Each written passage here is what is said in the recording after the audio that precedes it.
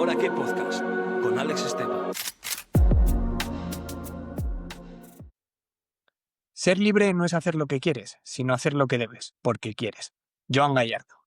Hoy tenemos la suerte, el privilegio de que nos acompaña el autor de dicha frase y, del libro Las 48 reglas de la disciplina, entre otras muchas cosas. ¿Cómo estás, Joan?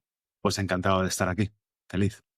Bueno, ha sido todo un descubrimiento. Agradecerle a Víctor Reyes que te mencionase, porque el respeto que te tengo es increíble. Pero para que los espectadores puedan conocerte un poco más, ¿quién dirías que es Joan Gallardo? Bueno, Joan Gallardo es un trabajo de mentor y también me dedico a la escritura. Este es el libro que has mencionado, es el segundo libro que tengo publicado con Penguin. El primero fue Nunca renuncies a ser feliz, del cual también estoy muy orgulloso y muy contento. Y sobre todas estas cosas, pues yo lo que me considero, si algo creo que me define por encima de todas las cosas, es que soy un hombre lleno de fe. O sea, soy un cristiano absolutamente convencido y los valores y principios de esa fe son los que guían todo lo que hago, incluyendo esto. Pues es uno de los temas que me gustaría tocar respecto al tema, en este caso, de la fe, pero remontándonos un poco al pasado, porque por lo que me he fijado has pasado por varias fases en tu vida, como todas las personas, solo que las tuyas son un tanto peculiares. Pasaste de policía a coach, de coach a mentor y escritor. ¿A qué se debieron esos cambios? Pues, a ver, lo de la policía sí que fue planeado porque era la ilusión que yo tenía de chaval. O sea, yo cuando en el colegio preguntaban a qué nos queríamos dedicar, yo siempre decía lo mismo, sin dudar. Pero dedicar a la policía, quiero ser policía. Y finalmente lo conseguí. Entré en la policía local de aquí de las Baleares, pero quizá porque lo tenía muy idealizado o tenía unas expectativas muy grandes, tuve un choque fuerte con la realidad de lo que se me permitía hacer, vamos a decirlo así, y decidí dejarlo. O sea, dije, yo para hacerlo así prefiero no hacerlo. Yo lo que quiero es ayudar y si tengo impedimentos no desde dentro de la policía, sino desde dentro desde el establishment político, yo pues prefiero irme a ayudar a otro. Que fue entonces ya sé cuando alguien me ofreció otro con él entonces en un gimnasio con 23 o 24 años que tenía yo entonces. Luego lo siguiente fue algo súper orgánico. O sea, yo a partir de ahí yo ya no planeé nada, ya no planifiqué nada. Yo estaba tan feliz y me iba tan bien la vida y de forma tan inesperada, ¿no? Porque yo hasta entonces había sufrido bastante. Y me vi con tanto en mi favor que dije, yo le quiero devolver un poco al mundo. Y fue entonces cuando me abrí mi primer blog de aquellos tiempos, de blogspot.com. No sé si te acordarás de eso, de una de redes sociales incluso. Y empezó entre eso y después ya la avenida de las redes sociales, empezó a aglutinarse a mi alrededor un número de gente pues que de alguna forma agradecía y usaba todos aquellos escritos que yo hacía. Y entre una cosa y otra, recuerdo que una vez, sin más, una persona me pidió consejo y que quería hablar conmigo. Y yo le dije, bueno, yo doy muchos consejos en el día a día. Hombre, si todos me empezáis a pedir mi tiempo, llega un momento en el que no podré trabajar, me voy a morir de hambre, ¿no? Y me dijo, no, pero yo quiero pagarte por estar una hora contigo.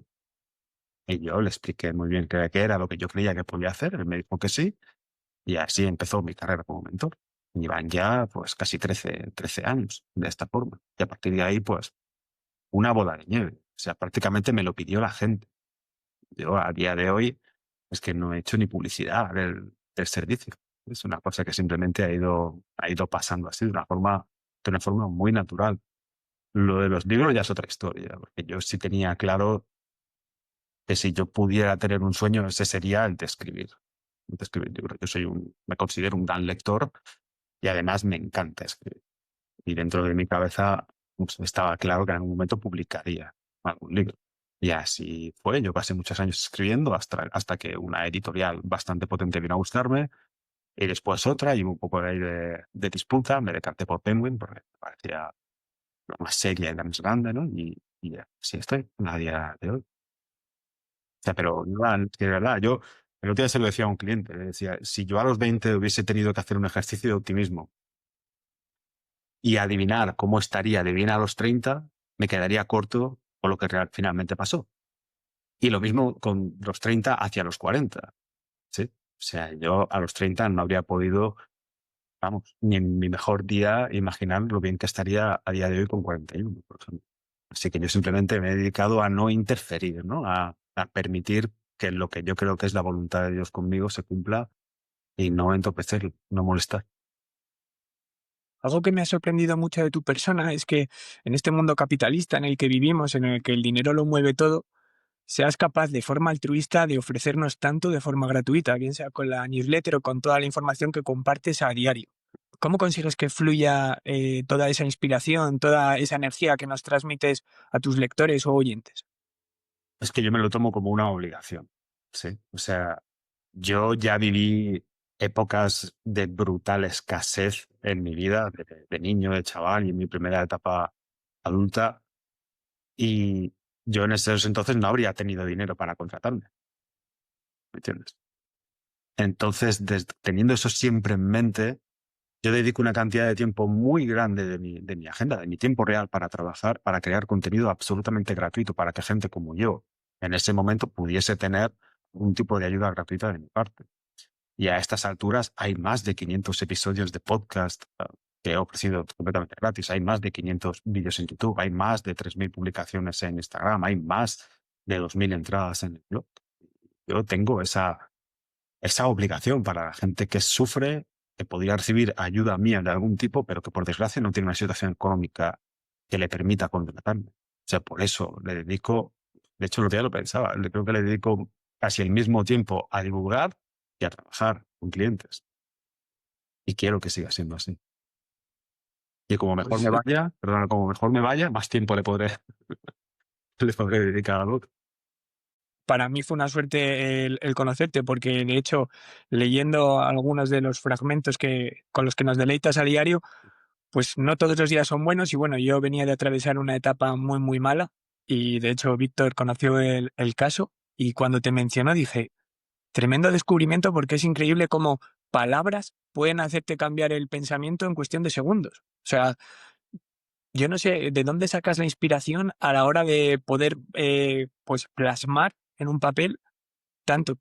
Pues de mi interés en el ser humano, de mi interés en el ser humano y del cargo que me hago, del sufrimiento que tiene la gente y de mi responsabilidad en cuanto a lo que yo sé y que podría ayudarle y cómo se lo puedo transmitir para que le llegue.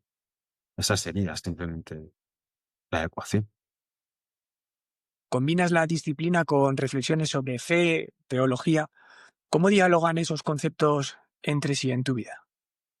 Pero con eso, con el concepto de la disciplina y con todos. O sea, mi fe es lo más importante de mi vida y lo toca absolutamente todo. No hay una parcela de mi vida que no esté gobernada por mi fe.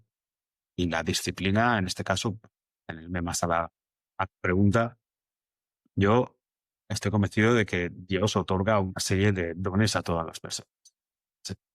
Entonces, eso es a lo que llamamos el potencial, que a mí me parece que es muy, muy desagradecido recibir una serie de dones de parte de Dios y luego no usarlos. ¿Sí? Por eso yo soy tan defensor de la disciplina, porque de alguna forma creo que le hace justicia a esos regalos. ¿Sí? O sea, en mi caso, yo hace mucho tiempo pensaba, ostras, es que yo no puedo tener esta facilidad para entender al ser humano, no puedo tener esta facilidad para, ¿sí? Para escribir bien y para llegar a la gente y que la disciplina sea un impedimento para esto, ¿no? O sea, realmente tengo una obligación, creo que incluso moral, de perfeccionar estos atributos para poder seguir dando lo que yo creo que Dios espera de mí que le dé a la gente. O sea, tengo que dignificar los dones que Dios me ha dado. O sea, no puedo dejar que la indisciplina los ensucie. Hay una peli, no sé si la has visto, que se llama Una historia del Bronx. La he visto, buenísima. De hecho, hay una frase cuando le dice, el obrero es el tipo duro y no Tony. Exactamente, exactamente. Pues el padre, si te acuerdas, tiene un lema que dice que no hay nada más triste que el potencial desperdiciado o que el talento desperdiciado. Y yo cuando escuché esa frase la primera vez me llegó y dije, es que es verdad, o sea, que desagradecido sería de recibir unos dones y después no usarlos, y no usarlos en beneficio del prójimo, sobre todo, y también de mi círculo cercano y de mi propio beneficio, por supuesto. Pues desde luego que tú lo estás haciendo. Y bueno, una pregunta un tanto más personal que me gustaría hacerte es, ¿crees que a día de hoy se está perdiendo la fe? Bueno, las estadísticas apuntan a lo contrario, que hay un repunte claro sobre todo del cristianismo en todo el mundo. O sea, ahora mismo muchos estudios apuntan que el cristianismo vuelve a ser la primera fuerza, la primera religión, la primera fuerza de fe de África, después de muchísimo tiempo.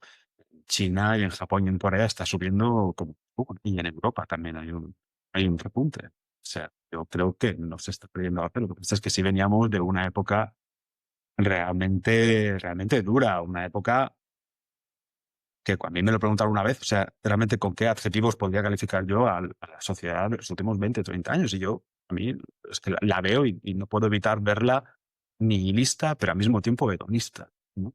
Y yo ya lo veía hace tiempo y pensaba, es que esto tendrá que cambiar a fuerza, porque es que, o sea, el nihilismo llevado hasta el final es una cosa muy dura, ¿eh?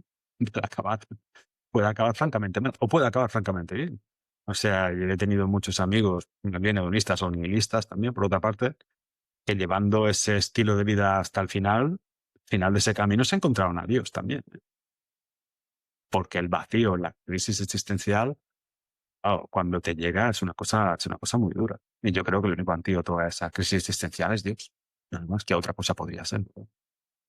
Así que yo creo que vivimos una época en la que la gente se está dando cuenta de que hay muchos huecos dentro de ellos mismos que no pueden llenar con nada que no sea Dios.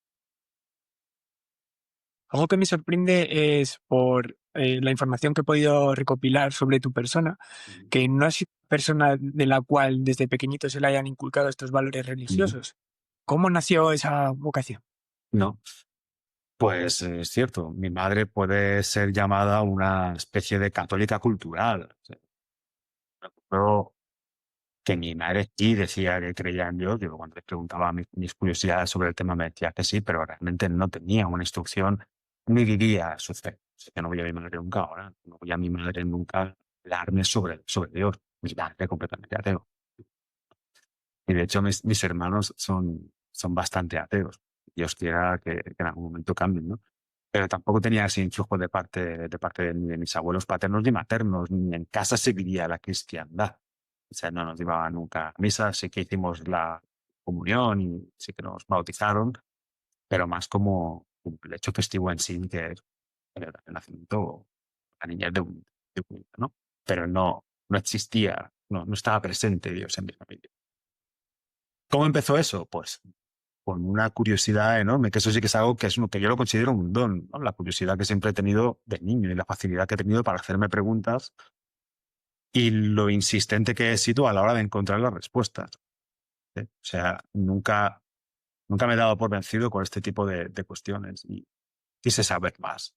Y recuerdo empezar a buscar cosas, por ejemplo, en una enciclopedia Larousse que teníamos ahí en casa, la típica enciclopedia por fascículos, y esa era mi fuente primera de conocimiento. Y luego preguntaba mucho a los profesores. Claro, me angustiaba un poco porque nadie parecía saber contestarme a ciencia cierta de qué era eso de Dios y qué involucraba y cómo podía funcionar. Y poco a poco, a base de tirar de ese hilo, y también de apoyarme mucho en Dios. Yo tuve una niñez, pues, en algunos momentos y en algunas situaciones bastante dura, bastante difícil, y los únicos momentos donde yo encontraba verdadera paz era cuando hablaba con Dios. Y yo en aquellos entonces no tuve nunca la sensación de estar hablándole a la pared, ni estar hablando solo. Y cuando a lo mejor recibíamos alguna lección en clase, ¿no? Del típico profesor súper ateo, ¿no? Y además que lo cuenta y nos intenta convencer de otra cosa, y decía que Dios no existía. Claro, a lo mejor yo me pasaba una semana pensando en que quizá lo más inteligente era ser ateo, pero no me podía desembarazar de la idea de que Dios existía. No me podía desembarazar de su presencia, de la convicción en mi corazón de que Dios existía y que lo único que estaba haciendo era darle la espalda. Entonces se fue forjando en mí esa fe, que obviamente, como cualquier cristiano, pues tuvo altibajos durante los años, ¿no? Dependiendo de las circunstancias que uno vive. Pero incluso en el peor momento, en el momento de máxima lejanía por mi parte con respecto a Dios, eso no eliminaba la convicción de su existencia, sino simplemente una separación. Yo siempre he creído que Dios existía. estuviese más cerca o más lejos.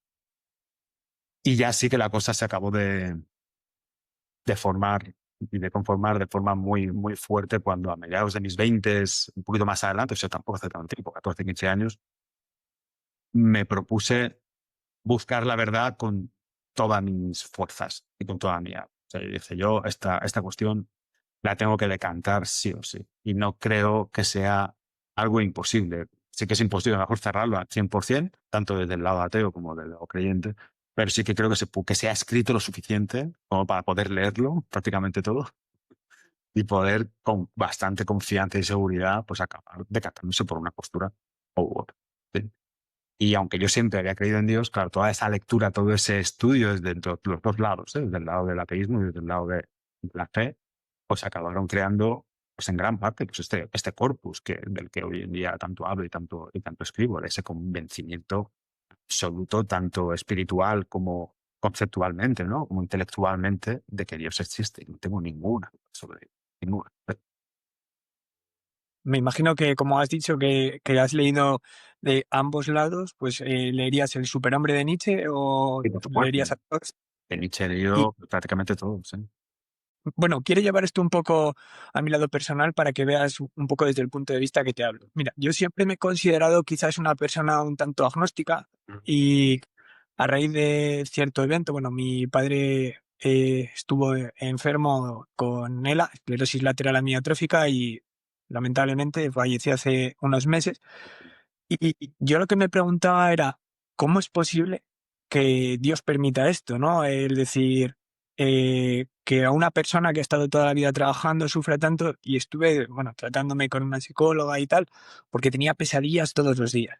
¿Y qué pasa? Que me aferraba un poco a esa posible creencia en Dios para, no sé cómo decirte, dicen que cuando se acerca la hora de la muerte, pues la gente comienza a creer. Y es curioso porque a raíz de su fallecimiento tuve un sueño, que esto nunca lo he hecho público y de hecho te lo comento, como que mi padre se reía, como que estaba bien.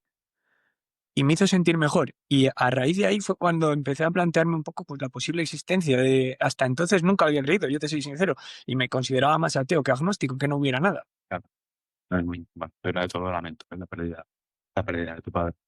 A ver, hay que verlo desde la luz de la posible existencia de Dios. Si realmente Dios existe y es justo y tiene que serlo, porque si no, no podría ser Dios. Desde luego, si me permites decírtelo, tu padre está mucho mejor ahora de lo que tú y yo estaremos aquí en la vida. ¿Sí? Desde luego, aquí el único que, en principio, está sufriendo, vamos a llamarlo así, serías tú y sus allegados. Él está fantásticamente, fantásticamente bien. ¿Entiendes?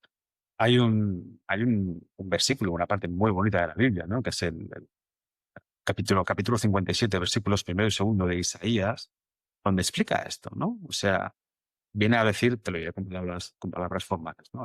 Bueno, muy informales, pero viene a decir qué pasa con toda esa gente buena que se marcha antes de ahora. O sea, y viene a hacer, hay como un lamento, ¿no? Una dicha que dice, hostia, que nadie piensa en esto. O sea, eso parece en la Biblia. Mucha gente lo pregunta, ¿no? Pues ahí están las respuestas, que además yo creo que la Biblia está la respuesta todo. Y entonces, más abajo, en apenas una línea y media, dice, pues seguramente no, Dios les ha ahorrado seguramente un sufrimiento mayor después. Sí. Y esto a mí me consoló muchísimo la primera vez que lo leí pensando o en las víctimas de algún tipo de violencia. Y dije, pues seguramente Dios les ha protegido de un mal mucho mayor. Y sobre todo lo primero que te he dicho, ¿no? Pues ahora están en un sitio en el que estarán muchísimo mejor de lo que íbamos a estar aquí. Vamos, ninguno de nosotros ni el que estuviese mejor de la tierra. Y todo ese tipo de cuestiones. También lo que me sorprendió era y que realmente me daban muchísima. Y, y para mí tenía que significar.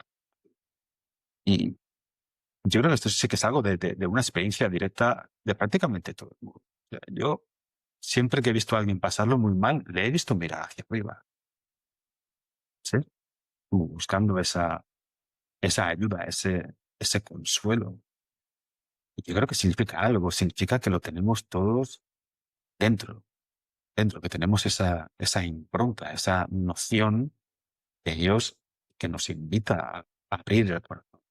Y yo creo que esa incluso es la parte mejor y más buena de todo esto. Que no es difícil encontrar a Dios, simplemente hay que abrir un poco el corazón y dejar de endurecérselo. Y como dice también en la Biblia, es en algún momento darte la vuelta y dirigir tu mirada hacia Dios. Y seguramente te lo encontrarás, mira, te lo encontrarás esperándote. Y entonces ese será el momento perfecto para dejarle entrar dentro de ti, dejarle entrar en tu corazón. Y es así como finalmente se entienden, no solo se entienden, sino se integran un montón de cosas sobre la vida. Y el sufrimiento pasa a ser un sufrimiento distinto, un sufrimiento mejor, un sufrimiento con más sentido. Mira, yo antes de acabar de decantarme, de hacer esta relación íntima con Dios, estaba dispuesto a lo que fuese. O sea, yo decía, bueno, si al final, después de todo este estudio de años, que es lo que hice, intuyo, llego a la conclusión de que Dios no existe, yo voy a vivir de una forma que tenga que ver con eso. O sea, yo no voy a hacer muchas de las cosas que igual pretendía hacer, porque creo que ya no tienen sentido si Dios no existe, si Dios no existe. De igual manera que si Dios existe, eso conlleva una serie de cambios en mi vida. Sí, una serie de cambios además bastante potentes, porque está claro que si Dios existe, tengo que vivir de cierta manera.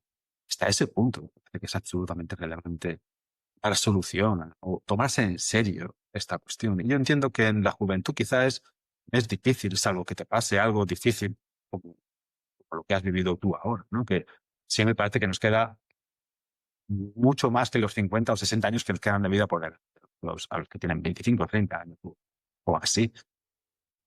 Y sé que un poquito como lo que le pasaba a San Agustín, ¿no? Que parecía esperar que la llamada de Dios pasase un poco más adelante en el tiempo para poder seguir disfrutando de su vida. Pero es que mi verdadera felicidad y mi verdadera paz interior y mi verdadero gozo llegaron a mi vida de la mano de Dios, no de la mano de mi forma de vivir la vida, de mi forma de intentar disfrutarla, que al fin y al cabo se resumía cuando era más joven, salir, fiesta, echarme y hacer mis desvíos. O sea, nada, haciendo todas, con perdón de la expresión, todas mis farras nocturnas, las mejores, las más salvajes, las 50 mejores, y multiplicándolas por 1000, o sea, palidecen en cuanto a importancia a lo que sería un minuto de mi vida actual. Tremenda explicación, Joan. Y bueno, me gustaría volver un momento al tema de la escritura, por poder llevar más o menos un orden cronológico respecto a tu faceta como autor. Has escrito que nunca debemos sentirnos culpables por disfrutar. ¿Por qué crees que esto es tan difícil en la cultura actual? Es difícil, ¿eh? O sea, ahí sí que hemos bajado un peldaño con respecto a la generación previa al mundo de Internet y sobre todo al mundo de las redes sociales. O sea, yo creo que seguro, por lógica, que estamos en el momento de la humanidad en el que más nos comparamos con los demás, porque tenemos un expositor brutal en la pantalla del móvil todos los días. Sí. Y yo creo que mucha gente ha entrado en una especie de duda, sobre todo los jóvenes, ¿no? Los jóvenes que ya han nacido con ese elemento comparativo, ¿no? Con esas redes sociales, con Facebook, con etcétera, que tiene una parte muy buena, pero también tiene esa parte muy mala si no la sabes manejar. Yo digo que es un poquito como las pistolas. La red social ahí encima de la mesa no hace nada. Ahora, depende de cómo la uses, pues te puedes llegar a hacer bastante daño, ¿no? Y yo creo que eso nos ha llevado a una especie de presión añadida que es preciso que el individuo se la cuestione, en realidad. O sea, es preciso que el individuo diga, vamos a ver, ¿qué vida quiero vivir yo? O sea, yo no creo que haya nadie en su sano juicio que diga, sí, pues la vida de mis sueños es una vida en la que trabajo 14 horas de lunes a domingo, en la que me siento fatal por ver una peli durante 1 hora y media en esa semana. O sea, yo creo que eso no es el deseo. ¿Mm? Y estamos persiguiendo una serie de objetivos, que esto, por cierto, lo explicaba muy bien el antropólogo y filósofo René Girard, ¿no? René Girard hablaba del mimetismo, que era una teoría que venía a decir, básicamente, que queremos cosas simplemente porque vemos que la gente las busca. O sea, pero que realmente no han sido planteadas. Es como cuando le dices a la gente, ¿a ti qué te gustaría ganar? Y todo el mundo dice lo mismo, dicen 3.000 euros. ¿Pero por qué 3.000 euros? ¿Qué vas a hacer con esos 3.000 euros? 2.800 no te bastan, 3.200, a lo mejor son 4.000. Pero intentemos llenar de argumentaciones las cosas que perseguimos en la vida. Y esto no lo digo porque sea más listo, sino porque me vi también en esas y hasta que me di cuenta del absurdo que era. O sea, ¿por qué tengo que ir a por más? Porque sí. O sea, ¿por qué solo se puede priorizar y ponderar el dinero, la fama, la notoriedad, la influencia? O sea, ¿por qué no puedo tener como objetivo el tiempo libre? ¿Por qué no puedo tener como objetivo la lectura? ¿Por qué no puedo tener como objetivo el cuidar de mi familia y de mis amigos? O sea, ¿por qué parece que está mal si puedo hacerlo, quitarme un día de trabajo para dedicarlo a los niños, por ejemplo? O para dedicarlo a leer, o para dedicarlo a darme un paseo por el monte. O sea, ¿por qué demonios me tengo que sentir culpable? O sea, ¿qué interés tiene? Estoy pensando, ¿qué interés tiene la gente en que yo gane más dinero? Vamos a ver, no tiene ningún sentido. Yo creo que estamos todos formando parte de esta alucinación social por la cual nos tenemos que estar realizando todo el día y tenemos que estar haciendo siempre un montón de cosas. Como decía el bueno de Fernán Gómez, yo estoy súper capacitado para no hacer nada y para no sentirme mal por ello, en absoluto. Yo creo que incluso es más social, ¿no? Pues si no trabajo yo, si yo no cojo más clientes, pues a lo mejor estoy dejando clientes para otra persona, ¿no? Y así esa persona también hace su riqueza. Como has dicho antes, ¿no? De este impulso y esta inclinación materialista y donde está pues ponderando una serie de cosas que yo creo que tienen muy poca o nula capacidad de hacernos felices realmente. Y de hecho, si la gente se plantease que, o fuera capaz de ver que cuando alcanzas ciertas cifras, por aquí, por el podcast han pasado invitados que lo comentaban. Por ejemplo, su objetivo era llegar a 100.000 seguidores y en el momento que llegaron fue un día exactamente igual en su vida, porque ya estaban pensando en los 200.000. El ser humano muchas veces es inconformista y con esos ejemplos que has puesto, realmente la felicidad está muchas veces. Yo ahora cambiaría todo lo que tengo por poder pasar 2 minutos con mi padre y es algo que no puedo conseguir. Muy importante eso. O sea, realmente es que eso nos lleva a la decisión muchas veces pendiente que tenemos de decidir a qué queremos dedicar nuestra vida. O sea, qué es lo más importante de nuestra vida. Mi trabajo es muy significativo, mi trabajo me encanta, mi trabajo marca mucho a la gente y también a mí, por supuesto, pero mi trabajo sería la cosa número 13 o 14 de las cosas importantes y autorrealizantes de mi vida. Más, muchas cosas antes que eso. Yo, mira, hablar del número de seguidores. Es que yo creo que le enfocamos al revés, ¿entiendes? O sea, ¿cómo va a ser el objetivo conseguir 100.000 seguidores o 300.000 seguidores o 500? Eso no es un objetivo real.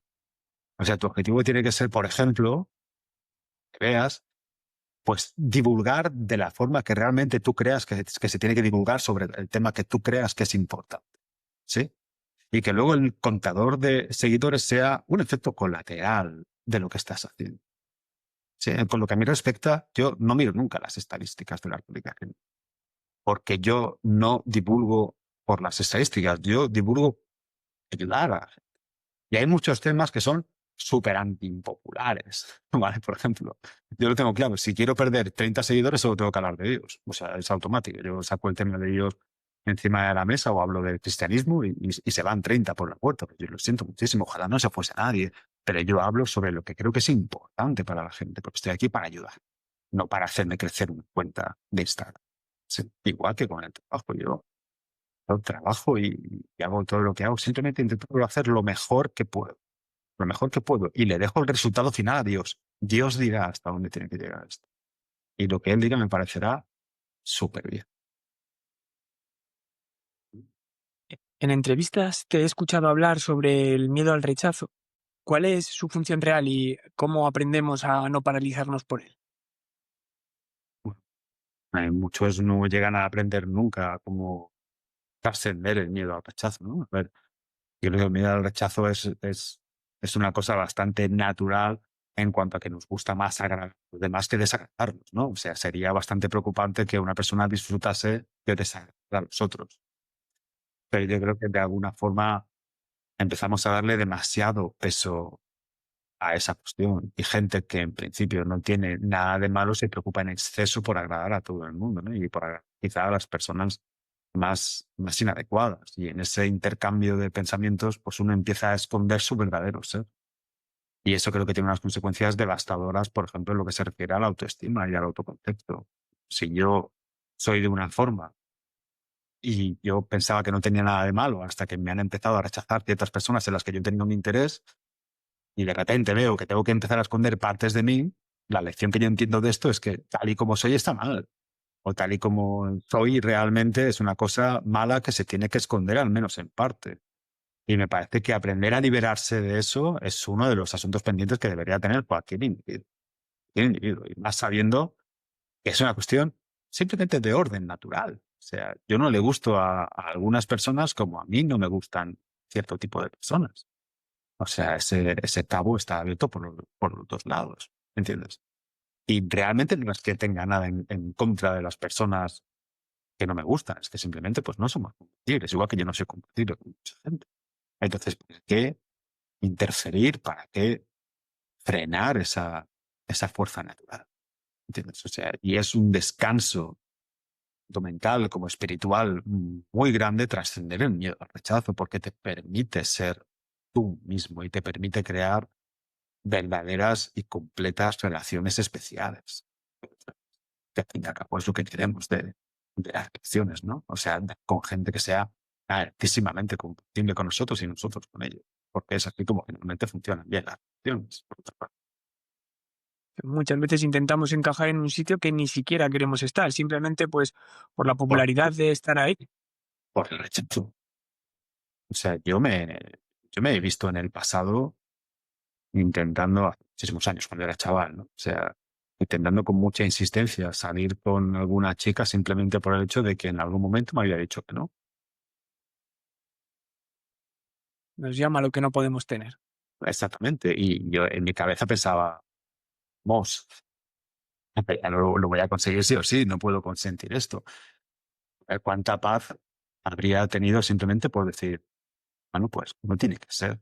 Y ya está. ¿Quién me pienso que soy? ¿Quién me creo que soy? Que le tengo que gustar a todo el mundo. ¿Qué sentido tiene eso? ¿Y qué tipo de presión absolutamente nociva y contaminante para nuestro interior es esa? Tiene ningún sentido. Es curioso, porque esa motivación inversa a mí me ha ocurrido a veces de cuando no puedo conseguir algo, el decir, bueno, voy a luchar por ello, pero luego si realmente nos remontamos a, pero esto es lo que yo quiero o lo quiero porque no lo puedo tener, te replanteas todo de otra forma. Y mucho creo que también es debido ahora a las redes sociales y el compararnos con otros, que aquí también me gustaría hacer alusión a que he reflexionado alguna vez sobre la adicción al WhatsApp y nuestra conexión digital. ¿Cómo podemos establecer límites sanos sin perder el contacto entre nosotros? Bueno, yo no sé cuántos años tienes, Alex. ¿Tú ahora cuántos años tienes? 35. 35. Tú has vivido la época sin WhatsApp. Has vivido la época sin internet. Y no perdíamos el contacto de nuestros amigos. O sea, nos llamábamos a las casas, nos llamábamos por teléfono, teléfono fijo, hacíamos llamadas de teléfono móvil, pero si te fijas, cuando éramos más jóvenes, antes de todo este cambio de era, manejábamos grupos sociales coherentes. Se conocían, teníamos, no sé, cuatro o cinco amigos y una pandilla de conocidos, quizás, con el que irte al fútbol o a la feria, a lo que sea. Lo que me lleva a pensar que realmente esta forma de tratar las relaciones sociales, las relaciones personales y estas especie de tribus o de círculos enormes, ¿no? Que tenemos un montón de gente disponible con la que queráis. Yo creo que esto está provocando una especie de superficialidad en cuanto al grado de las relaciones personales. Y de alguna manera tenemos que volver a una suerte de ese minimalismo que teníamos en los 80 y en los 90. Realmente, pues tu círculo era no tan grande como ahora, pero desde luego era mucho más significativo y mucho más profundo. Intentar es lo que una persona puede realmente. Hay muchos estudios que apuntan a que al máximo, no sé si eran las tribus que formamos, pueden tener como máximo, creo que eran 25 personas. Y hay tribus, no sé, cientos de ellas. Y eso tiene que llevar sí o sí a la superficialidad, porque no basta la energía ni el tiempo a llevar esas relaciones más allá. Entonces yo creo que de alguna manera tenemos que desdigitalizar todo esto. O sea, parece que de esto hablaba el filósofo Byung-Chul Han, ¿no? El filósofo surcoreano, y decía que nos creímos que derribando estas barreras comunicativas nos íbamos a acercar todos, ¿no? O sea, que ya no habría barreras, que estaremos todos mucho más unidos. Y lo que nos encontramos que es que era la verdad, que esas barreras importaban. ¿Sabes? Esas barreras realmente eran importantes. Yo recuerdo cuando empezamos a manejar teléfono móvil, 16, 17 años tenía yo, ya estaba trabajando. Si recibías un mensaje de un amigo o sobre todo de una chica, wow, era importante porque ese mensaje costaba dinero. ¿Sí? Decías, ostras, aquí puede haber un interés genuino. Entonces, a eso me refiero con lo de las barreras. O sea, la dificultad para ver un amigo le daba relevancia al hecho de verlo. La dificultad por el contacto realmente le daba importancia, le daba peso al contacto. Y yo lo he visto en mucha gente en mi entorno y trabajo con clientes a lo largo de los años. O sea, es personas que hacen videollamadas con un amigo que está a 30 kilómetros de casa, pero a que no vende hace medio año. Y digo, hay que coger el coche y ir a verlo. O quédate en un punto intermedio si lo quieres así. O sea, esa costosidad por mantener una relación le daba muchísimo sentido. Pero ¿qué podemos hacer? Pues primero, lo que te he dicho, tener esa inclinación por desdigitalizar una parte al menos de nuestra vida. Y en segundo lugar, pues tomar una decisión consciente. Yo tengo la suerte de que estos cacharros a mí no me gustan.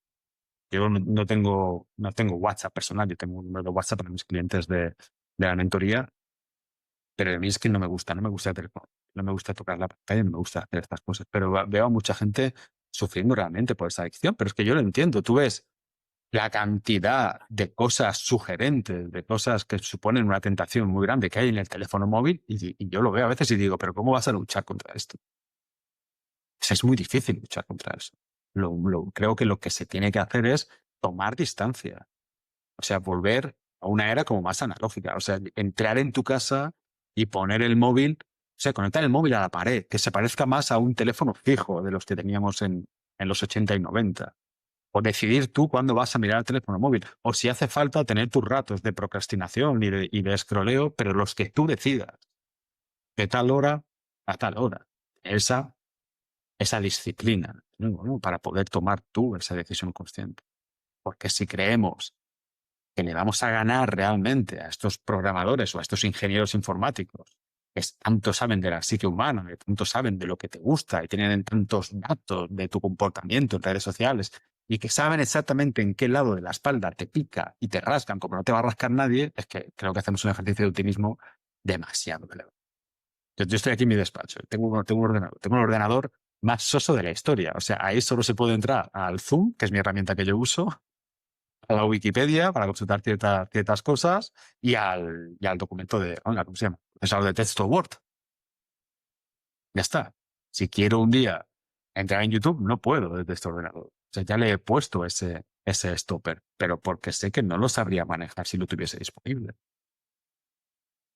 Curioso, y cuántos temas me gustaría tratar aquí, porque bueno, benditos esos mensajes en los que contábamos los caracteres, ¿no? A la hora de enviar el mensaje que realmente pensabas. Ahora muchas veces escribimos por inercia y de hecho se están perdiendo emociones por ello mismo, porque al final como es la facilidad de lanzar lo primero que se te ocurre y ni siquiera pensarlo, o bueno, eso que has comentado también, de que te pican este lado de la espalda y al momento de colgar la llamada ya te está saliendo ese anuncio de un rascador especial, incluso casi para el hemisferio. ¿Cuántos problemas nos ahorraríamos? Ya no digo de usar menos WhatsApp o de usarlo más conscientemente o incluso, ¿por qué no?, de no tenerlo. ¿Sí? O sea, porque yo casi todas las semanas tengo que ayudar a arreglar algún asunto o algún problema entre dos personas de clientes míos que se ha producido por culpa de WhatsApp. Sí. O sea, por una palabra un poco fuera de tono que se dijo ahí, que no se pensó, o por el típico mensaje que envías, borras, luego vuelves a enviar y no te dice, pero ¿he visto lo que me decías al principio? Dímelo a la cara. O sea, y este tipo de cosas no pasaban antes cuando costaba más contactar con la gente. Si tú estabas muy enfadado con alguien y querías hablar con él al cabo de 2 días, pues tenías 2 días para calmar. Tenías 2 días para reflexionar. Ahora lo tienes allá al momento y ya enviaste increíble. O sea, creo que realmente ha sido muy bueno para ciertas cosas, obviamente, ¿no? Porque antes, la verdad es que yo recuerdo la primera tarifa plana que yo pagué de teléfono móvil era de 97 euros. Hasta entonces se pagaba por minutos o por horas. Y yo, Alex, tenía la sensación de que estaba estafando a la empresa. Porque yo hasta entonces pagaba facturas de 200 y 300 euros de teléfono. Porque hasta entonces, pues, como tenía que llamar por teléfono y tenía que pagar sus llamadas. Esa primera tarifa plana, imagínate 100 pavos, ¿qué nos parecería ahora? 100 euros solo por llamar, sin conexión a internet, ni teles ni nada. Pero yo decía, van a perder pasta conmigo, conmigo seguro. Entonces, te ha tenido cosas buenas, ya ha permitido pues no perder el contacto pues de muchas personas, pero creo que también ha llevado a cierta superficialidad las relaciones y las ha llevado a un punto, creo, de poca, de poca naturalidad en cuanto a la forma de llevar las amistades. O sea, ¿cómo puede ser que estemos en el sofá con nuestra pareja o que esté nuestra pareja en una habitación y nosotros en la otra y se estén enviando mensajes? No puedo entender. Levántate y te enséñaselo, no sé, o ya tomamos un café. Hablar ya del uso absolutamente aberrante y desquiciante que hacemos del teléfono móvil. O sea, había un estudio hace no demasiado tiempo que se iba pues, a las 6 horas y pico de uso diario. Esto es, o sea, cuánta vida le estamos entregando a eso. O sea, realmente, yo cuando vi esa noticia fue enseguida a mirar cuánto tiempo estaba yo en el teléfono móvil. Vale, yo trabajo con el teléfono móvil, pero en mi cabeza es imposible darle al teléfono móvil más de 1 hora o 4 días. Y ya me parece una barbaridad. 6 horas al día. Eso es una barbaridad. Son 42 horas a la semana. Son casi 2 días. ¿Qué estamos haciendo? Y tenemos que traer constantemente pequeños actos de conciencia que nos lleve a tomar decisiones de algún tipo. Y lo que tengo claro es que si yo no puedo con algo, lo que tengo que hacer es alejarlo de mí. Ya lo decía Jesús en la Biblia, ¿no? Y si tu ojo te es ocasión de pecado, arráncate el ojo y tirado. Sí. Porque es mejor que se pierda uno de tus miembros que tu alma entera, ¿no? O que te vayas a quemar. Obviamente es metafórico, ¿eh? No estoy invitando a que nadie se afortune. Se entiende lo que quería decir. Pero me parece que es una indicación buenísima para nuestros tiempos. O sea, realmente no controlas el teléfono móvil. Oye, antes de entrar en casa, déjalo en el coche. ¿Sí? Déjalo en el coche. Ponte una línea de teléfono fijo y dásela a tus familiares por si pasa algo que te puedan encontrar. ¿Sí? Que lo primero que haces por la mañana cuando te levantas es coger el móvil y mirar qué hay y te disgusta hacerlo, que esa es la clave. Alguien que no siente que esto sea un problema, pues ya él, que viva la vida como quiera, faltaría más. Pero si alguien se siente mal por esa primera interacción, al segundo de despertarse, mete el móvil en un cajón y cómprate un despertador de estos de 1 euro de los chinos y que te despierte eso. Y así, poco a poco, ir ordenando tu vida. Ir configurándotela como tú quieres y no como realmente tú solo puedes. Además es que es curioso porque fíjate, estamos en el momento perfecto para estar más comunicados y es el momento en el que más incomunicados estamos. Si te fijas, no sé si habrás visto esta típica imagen que es como un meme que sale una mujer pues disfrutando de un concierto, escuchando cómo toca música y tal, y todo el mundo con los móviles, que se están perdiendo el concierto, eso lo puedes ver. O sea, somos estúpidos, el ser humano es estúpido por naturaleza o nos están llevando a... Sí, o es fácil estupidizarlo, o sea, decirlo así, ¿no? O sea, yo, por ejemplo, que yo quizá me voy al otro lado, ¿no? Y tendría que estar más presente en eso, pero yo le hago muy pocas fotos a mis hijos, porque cuando estoy con ellos, lo último que se me pasa por la cabeza es hacerles una foto. Es coger el teléfono o sea, yo realmente pues, estoy con ellos y vivo con ellos, que tengo pendiente. De hecho, sería bueno tener más fotos, y tengo, por supuesto, pero hacerles más fotos así de vez en cuando. Pero esto de los conciertos sí que es muy significativo, que yo de verdad que muchas veces lo pienso y digo, ¿cuál es el motivo de eso? Seguramente alguien ya estará grabando ese concierto con una cámara mejor, ¿no? Y con un buen audio, aunque lo tengas que pagar luego, pero si tengo que pagar 10 euros para luego conseguir una mejor calidad de imagen y sonido a cambio de poder disfrutar además el concierto y vivirlo y no solo documentarlo, es barato. O sea, eso son cosas que yo realmente no logro entender, ¿no? Tengo un amigo que dice, guau, pero es que lo que dice Joan, dice, no seas tan así que si no se pudiesen grabar esos conciertos así todo el tiempo, no iría nadie. O sea, si no pudieses contar que has ido al concierto, pues igual no iría ni la mitad de la gente. O sea, si tiene razón, ¿no? Pero igual no va demasiado desencaminado. Pero sí que has dado una clave con lo que has dicho, ¿no? De que realmente todas las herramientas que tenemos a nuestra disposición creo que deberían haber provocado una sociedad mucho más feliz de lo que es. Y eso sí que es una realidad que vemos constantemente. Yo veo una epidemia que yo veo hoy en día es de infelicidad, es de falta de sentido y es de una constante inquietud y ansiedad y incertidumbre de la población. Y yo creo que esa correlación está bastante ajustada con estos nuevos tiempos. Y una última anécdota que quiero comentar respecto a este tema de la digitalización. Las vacaciones que tuve el año pasado me llamó mucho la atención. Fíjate, estábamos en un paraíso. Estuve en la República Dominicana y viendo la Cascada del Limón, no sé si la conocerás, pero bueno, era Sí, un punto precioso. Y había gente, o sea, esto no es que me lo hayan contado, es que estaba yo. Llegaban, se hacían un selfie y se iban. O sea, es decir, tienes aquí un paraíso y estás llegando simplemente por el hecho de decir en redes sociales esto aquí. Yo ni siquiera llevaba el teléfono. Digo, si aquí no me conoce nadie. O sea, lo único que tengo que hacer es estar pendiente de no perder a mi pareja y seguir recto. Es curioso. Mira, yo veo que tienes en tu podcast han aparecido muchos culturistas, ¿no? O sea, es un poquito el tema. Yo no sé si lo sabéis, yo competí varios años en culturismo, hace Lo muchísimo tiempo. desconocía. ¿No? Pues es que me he estado centrando en tus últimas etapas, pero bueno, hostia, no sabía. Sí, incluso competí con buenos resultados, además, en la categoría Classic, cuando la categoría Classic era un poquito más fina, ¿no? Y claro, mi último año como competidor coincidió con cierta eclosión y explosión de las redes sociales. Y yo en varias ocasiones pude ver a varias personas que se habían dejado el teléfono móvil a la hora de ir a entrenar y habían decidido no entrenar porque no podían hacerse fotos ni grabarlo. ¿Qué sentido tiene eso? O sea, Y si te eso fijas a no. día de hoy, es muy probable que muchas personas, si no existieran las redes sociales, probablemente no pisarían un gimnasio, porque ahora está por la moda de, puedes ver a un montón de personas deambulando por el gimnasio, haciéndose la fotita en el espejo y yéndose. O sea que Ya puede ser. Claro, muchos dirán, joder, pues, una cosa buena, ¿no? Si hace que la gente vaya al gimnasio, hombre.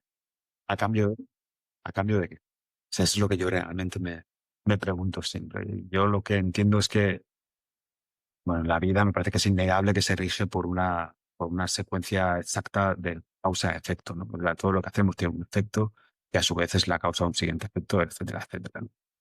Entonces, no creo que todas estas cosas que estamos haciendo y que estamos decidiendo vayan a tener unas consecuencias neutrales. Y de hecho creo que es bastante notorio que la exposición excesiva a las redes sociales o hacer de tu vida lo que pasa en las redes sociales se está trayendo muchos problemas y mucho sufrimiento a mucha gente. Y creo que por eso me parece que es tan importante insistir en estos temas, ¿no? En el de, oye, pues no pasa nada, no te martirices, no te presiones más de la cuenta, disfruta más de la vida, que al fin y al cabo estas cosas son añadidos temporales, ¿sí? O sea, por mucho que nos queramos dedicar a las cosas que más nos gustan y que más nos importan, pues habrá un momento que quizá que no puedas seguir con ello, ¿no? O que directamente un día te marcharás de este mundo. Todo es eventual, todo es temporal. Entonces, tranquilicémonos, ¿no? Si al final lo que hemos venido a hacer aquí es a ser felices, a estar en paz y a conseguir una serie de cosas básicas para estar así de feliz. Lo demás es para disfrutar. Y si en algún punto ya no lo estamos disfrutando, ¿cuál es el sentido de hacerlo en la forma en la que lo estamos haciendo? No tiene ningún sentido. ¿podríamos hacer un breve inciso para tocar tu faceta como culturista? O si vas muy justo de tiempo, ¿cómo fueron tus orígenes en el culturismo? Bueno, pues mira, yo estaba trabajando de policía y yo hasta entonces pues había desarrollado un sobrepeso bastante potente, ¿no? O sea, hasta los 18, que jugaba mucho a fútbol y practicaba artes marciales, estaba bien, sin más, me había pisado el gimnasio en mi vida, pero de los 18 a los 22, pues desarrollé un sobrepeso que llegó a pasar las 3 cifras, llegué a pasar más de 100 kilos. Sí. Y me costaba muchísimo bajarlo y llevarlo a mi peso normal, que estaba entre los 74 y 75.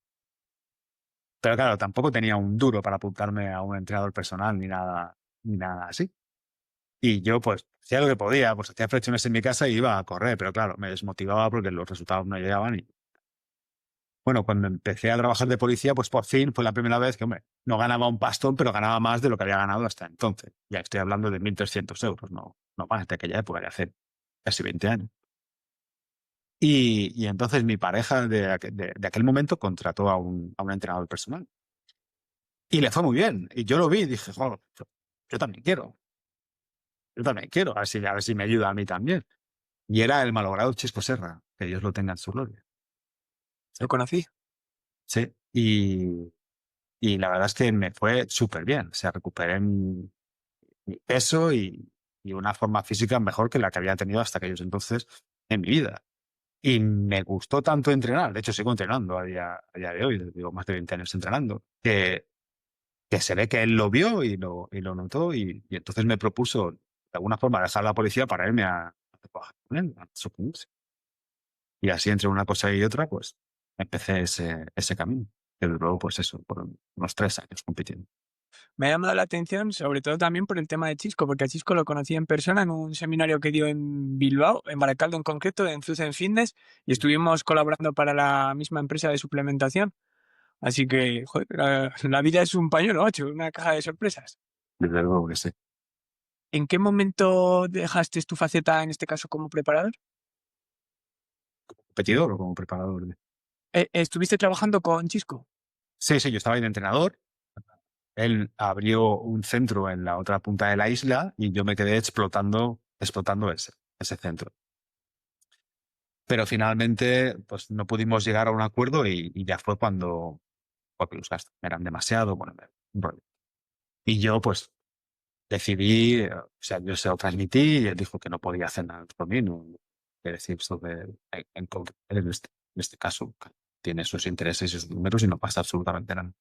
Y yo pues ya decidí montar mi propio centro. Y monté mi centro del Marcor en mi ciudad natal, que estuvo abierto casi 12 años, por un éxito también muy grande.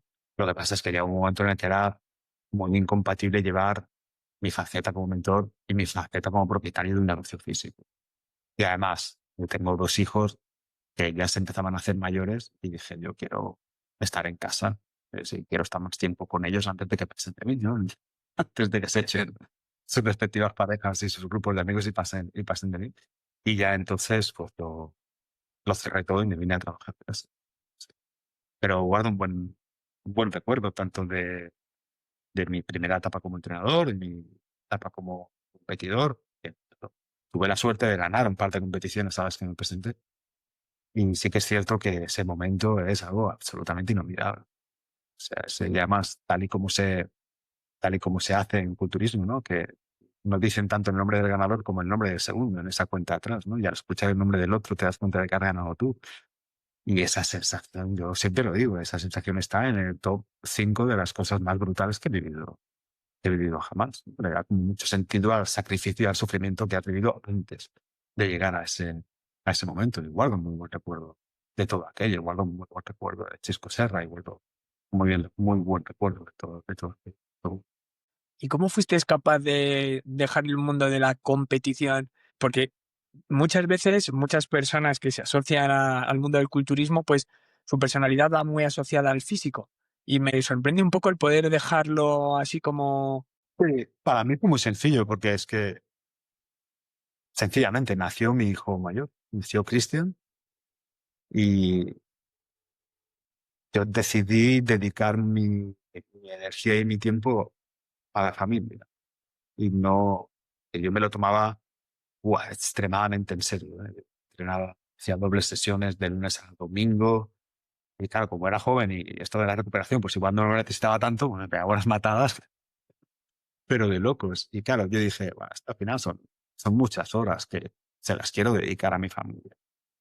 Y por eso me pareció el mejor momento posible para echarnos, ¿no? Y también me vi que ya había vivido lo que era competir, lo que era mejorar, lo que era ganar, ¿no?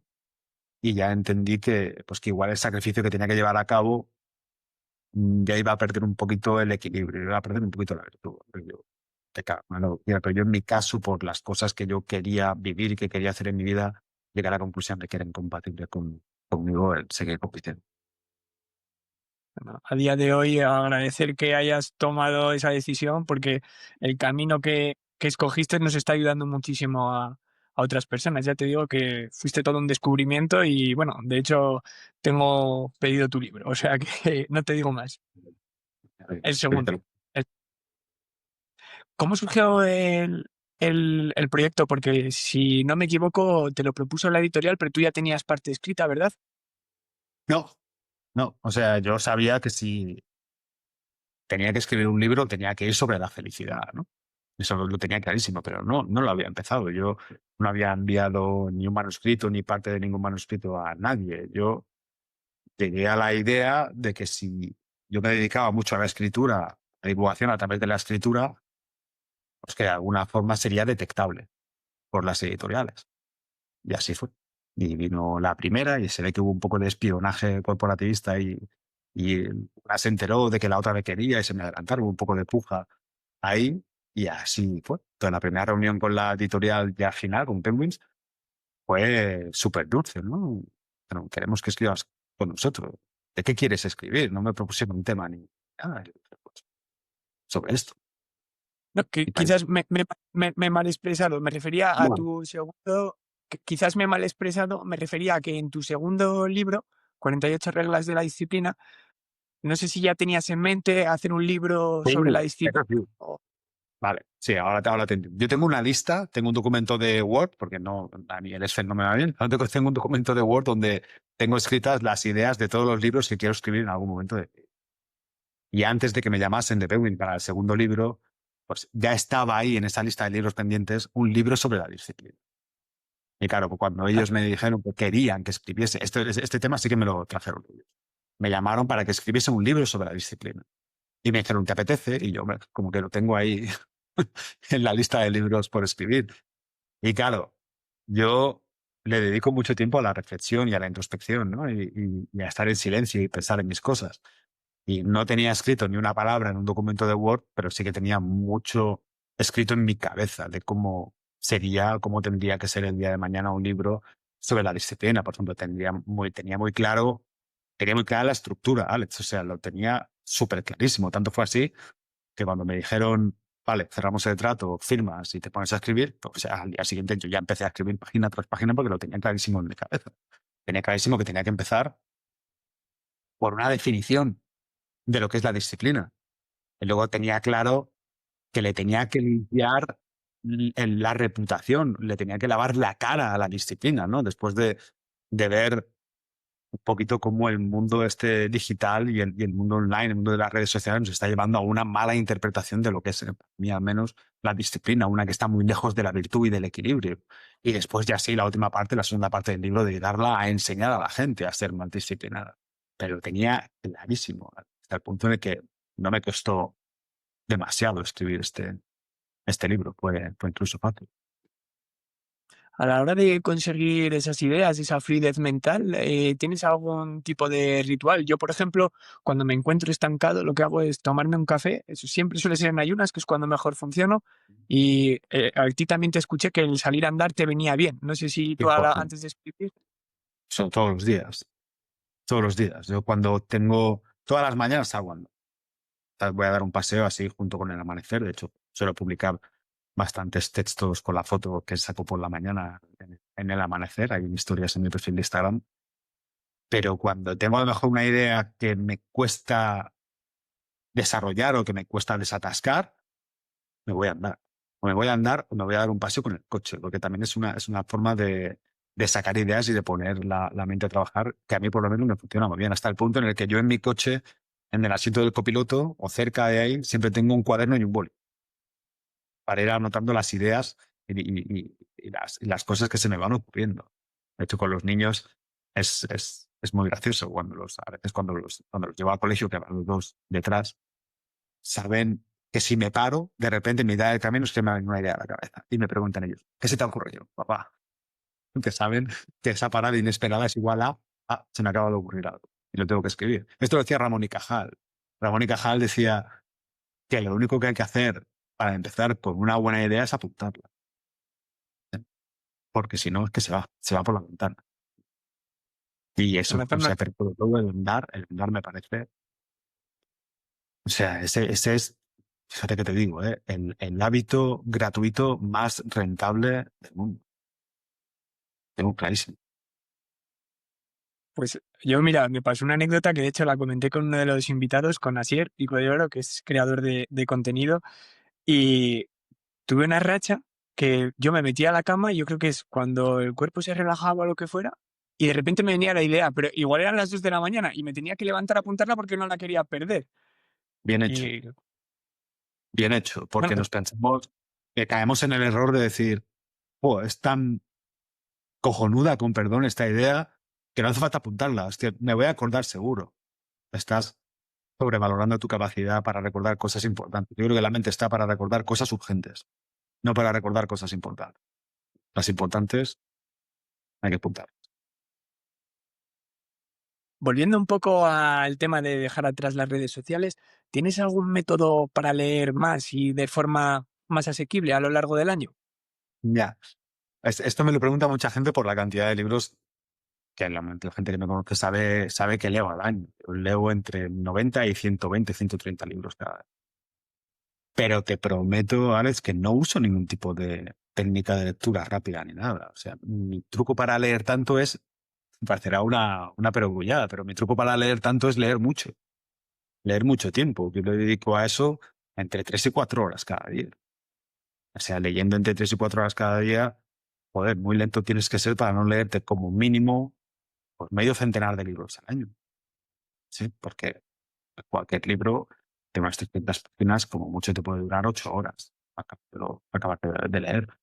Pues de ahí, si echas cuentas con lo que te he dicho, son 2 libros a la semana sin demasiado esfuerzo, 2, 3 libros por semana. Y el fin de semana ya, y te digo, lo que pasa es que, claro, le doy una prioridad. Y en mis descansos del trabajo, pues no me llevo el teléfono móvil, y al jardín para tomarme un café, me llevo un libro. Y yo creo que más voy acumulando esos ratos. Claro, Alex, que cuando llevas toda la vida leyendo tanto, lees más rápido que la media. Pero tampoco es locura. Yo estoy leyendo de forma normal sobre las 400, 450 palabras por minuto. O sea, es un poco, es más o menos el doble de una persona normal, no más. Pero es que la lectura para mí es un placer.